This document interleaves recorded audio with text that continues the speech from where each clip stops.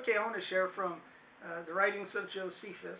Josephus was the Jewish general who was a general over the Jewish people during the time of the revolt. And Josephus himself did not actually believe in the revolt. He actually tried to dissuade the Jewish people from revolting against the Romans. But the Jewish people, more than a few of them, felt that God was with them, and so they undertook a revolt that failed. And the failure of the revolt resulted in the destruction of the temple, of Jerusalem, of Israel, and of the nation of Israel. So Josephus gives us an eyewitness account of how the temple was destroyed. And that's what was brought up in the last videos from the writings of the New Testament in Matthew, Mark, Luke, Acts, and 2 Thessalonians. So we're just going to follow Josephus' historical eyewitness account of how the temple was destroyed. And Josephus writes, saying, "But now the seditious," that's the Jews who were revolting, "that were in the temple did every day openly endeavor to beat off the soldiers that were upon the banks. And on the 27th day of the forenamed month, Panemus or Tammuz, contrived such a stratagem as this. They filled that part of the western cloister, which was between the beams and the roof under them, and dry materials, as also with bitumen and pitch, and then retired from that place as though they were tired with the pains that they had taken. At which procedure of theirs, many of the most inconsiderate among the Romans, who were carried away with violent passions, followed hard after them as they were retiring, and applied ladders to the cloister and got up to it suddenly. But the prudent part of them, when they understood this unaccountable retreat of the Jews, stood still where they were before. However, the cloister was full of those that were gone up the ladders, at which time the Jews set it all on fire. And as the flames burst out everywhere on the sudden, the Romans that were out of the danger were seized with a very great consternation, as were those that were in the midst of the danger in utmost distress. So when they perceived themselves surrounded with flames, some of them threw themselves down backwards into the city, and some among their enemies in the temple, as did many leap down to their own men and broke their limbs to pieces. But a great number of those that were going to take these violent methods were prevented by the fire, though some prevented the fire by their own swords. However, the fire was on the sudden carried so far as to surround those who would have otherwise perished. So, the Jews created a booby trap. And what they did was, in one of the cloisters of the temple, they lined it with dried tinder.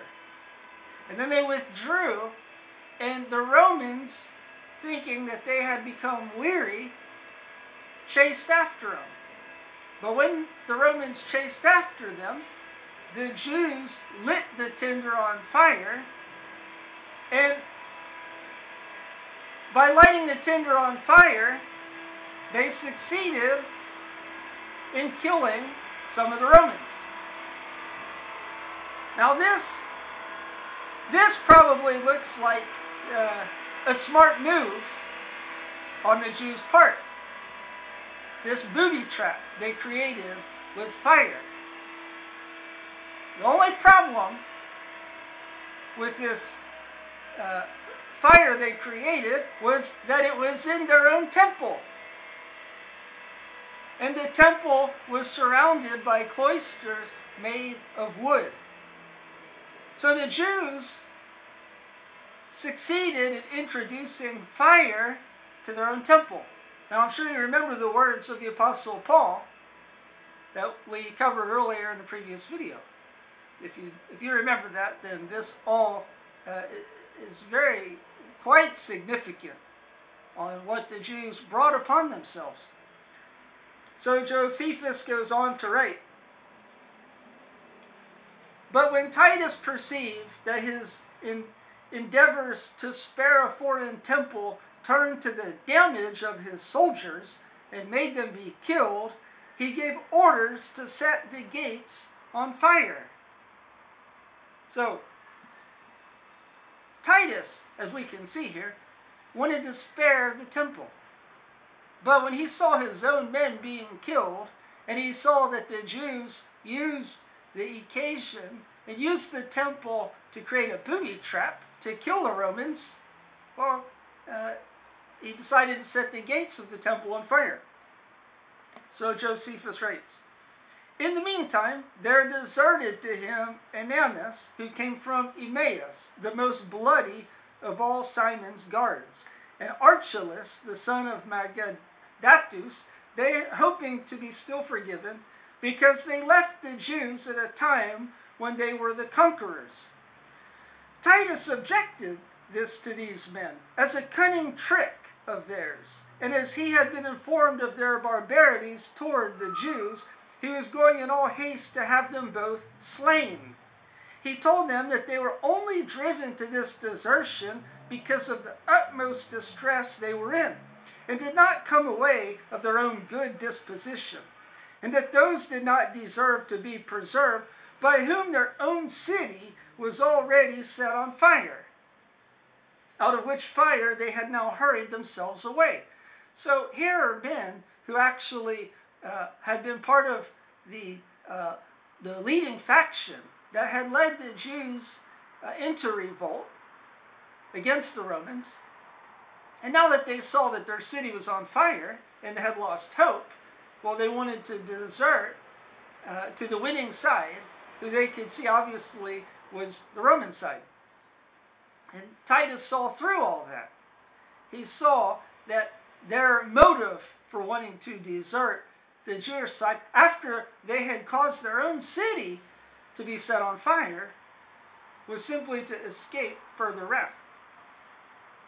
Josephus writes, "However, the security he had promised deserters overcame his resentments, and he dismissed them accordingly, though he did not give them the same privileges that he had afforded to others.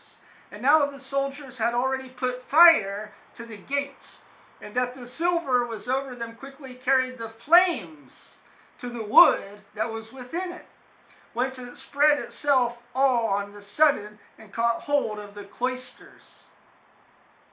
Upon the Jews seeing this fire all about them, their spirits sunk, together with their bodies, and they were under such astonishment that not one of them made any haste, either to defend himself or to quench the fire.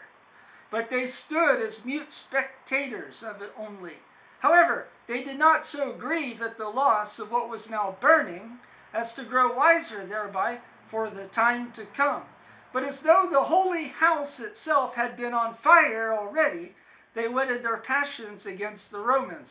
This fire prevailed during that day and the next also, for the soldiers were not able to burn all the cloisters that were round about together at one time, but only by pieces."